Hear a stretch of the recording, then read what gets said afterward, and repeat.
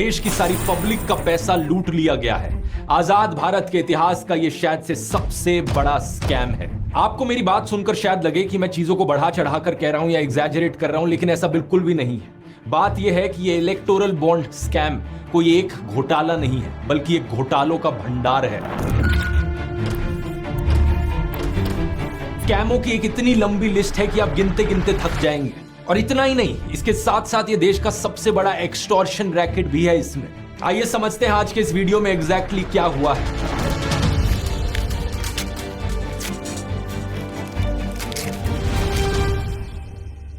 Video शुरू करने से पहले एक छोटी सी अनाउंसमेंट करना चाहूंगा। होली का समय है, तो इस ओकेजन पर ध्रुव राठी एकेडमी पर जो दोनों कोर्सेज हैं उन पर फ्लैट 50% ऑफ चल रहा है। चैट जीपीटी कोर्स और टाइम मैनेजमेंट कोर्स दोनों के लिए कूपन कोड इस्तेमाल कीजिए। होली 50% ऑफ मिलेगा आपको, लेकिन ये ऑफर सिर्फ 31 मार्च तक वैलिड है। वेबसाइट का लिंक नीचे डिस्क्रिप्शन में मिल जाएगा।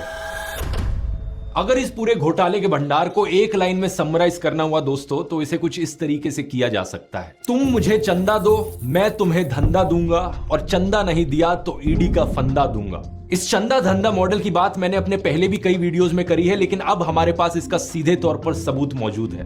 2017 की बात है, जब मोदी सरकार ने ये इलेक्टोरल बॉन्ड्स की स्कीम इंट्रोड्यूस करी थी और इसे एक चंदा लेने का जरिया बनाया पॉलिटिकल पार्टीज के लिए। Finance minister Arun Jaitley today announced the contours of electoral bonds for funding of political parties. खास बात ये कि इस स्कीम में सारी चीज करी जाती जनता से छुपाकर। कौन सी कंपनियां किन पार्टियों को कितना पैसा देंगी, इसका कुछ नहीं पता चलना था हमें। जो लोग इस खबर को उस वक्त फॉलो कर रहे थे वो पहले ही समझ गए थे कि यहां एक बहुत बड़ा घोटाला होने वाला है। आज से 7 साल पहले मैंने भी ये वीडियो बनाया था और खुलकर बोला था। 22 मार्च 2017 इस दिन से करप्शन लीगल हो चुका है इंडिया में। कंपनी को यह बताने की जरूरत नहीं है कि वो किस पॉलिटिकल पार्टी को डोनेट कर रही है अपना पैसा। ये तो सुप्रीम कोर्ट का हम सबको धन्यवाद करना चाहिए कि 7 साल बाद इस स्कीम को अनकॉन्स्टिट्यूशनल घोषित कर दिया गया, और ये जो सारे घोटाले इन 7 सालों में हुए अब ये बाहर आ रहे हैं, हमें पता लग पा रहे हैं। हाल ही में हुई इंडिया टुडे कॉन्क्लेव में होम मिनिस्टर अमित शाह ने खुलेआम झूठ बोला इलेक्टोरल बॉन्ड्स को लेकर। इन्होंने कहा कि टोटल बॉन्ड्स 20,000 करोड़ रुपए की बेची गई, जिनमें से बीजेपी को सिर्फ 6,000 करोड़ की मिली,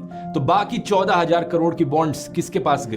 भारतीय जनता पार्टी को अप्रोक्सीमेटली 6,000 करोड़ के बॉन्ड मिले हैं। टोटल बॉन्ड 20,000 करोड़ के, तो 14,000 करोड़ के बॉन्ड कहां गए? इनके सामने एक टीवी न्यूज एंकर भी बैठे थे जो हाथी की खिचड़ी खाकर बैठे हुए थे। या तो ये भूल गए या फिर हिम्मत नहीं हुई इनकी अमित शाह को फैक्ट चेक करने की, क्योंकि as per ECI data total bonds 20,000 crore की नहीं बल्कि 12,700 करोड़ की थी। अप्रैल 2019 और जनवरी 2024 के बीच में जो इनकैश करी गई। इस 12,000 करोड़ में से बीजेपी के पास 6,000 करोड़ की बॉन्ड्स गई थी, जो कि 47.5% होता है। इसी समय के बीच जो दूसरे नंबर पर पार्टी थी वो थी तृणमूल कांग्रेस, जिन्हें 1,600 करोड़ की बॉन्ड्स मिली, यानी 12.6%। थर्ड नंबर पर कांग्रेस 1,400 करोड़ के साथ, जो कि 11.1% होता है, लेकिन आगे की लिस्ट भी मैं आपको गिना देता हूं।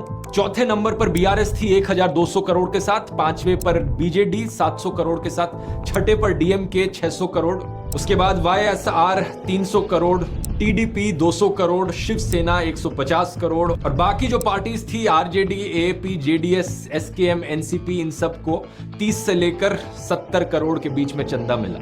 इस लिस्ट को देखने के बाद कई बीजेपी पॉलिटिशियंस और गोदी इन्फ्लुएंसर्स बहाना मारते हैं कि बीजेपी तो बहुत बड़ी पार्टी है, 300 से ज्यादा एमपीज हैं, इतने सारे एमएलएज हैं, हजारों पार्टी वर्कर्स हैं, तो उन्हें ज्यादा चंदा मिल रहा है तो जस्टिफाइड है ना। और अगर हम चंदा कलेक्टेड पर एमपी की रेशियो निकालेंगे तो बीजेपी की ये रेशियो बाकी पार्टियों से कम निकलती है। इसका मतलब बीजेपी उतनी बुरी नहीं है जितनी और पार्टियां हैं। कोई सेंस है इस बात की? जैसा मैंने आपको पहले बताया, स्कैम यहां पर है तुम मुझे चंदा दो, मैं तुम्हें धंधा दूंगा, चंदा नहीं दिया तो ईडी का फंदा दूंगा। लेकिन अपने आप में सिर्फ चंदा देना या चंदा लेना ये कोई स्कैम नहीं है। डोनेट तो कोई भी कर सकता है पॉलिटिकल पार्टीज को, लेकिन अगर डोनेशन के बदले उन्हें कोई कॉन्ट्रैक्ट दिया जाता है, जनता के टैक्स का पैसा उन्हें दिया जाता है, और जो कंपनीज डोनेशन नहीं देती उन्हें ईडी का फंदा दिया जाता है, यह है असली घोटालों का भंडार।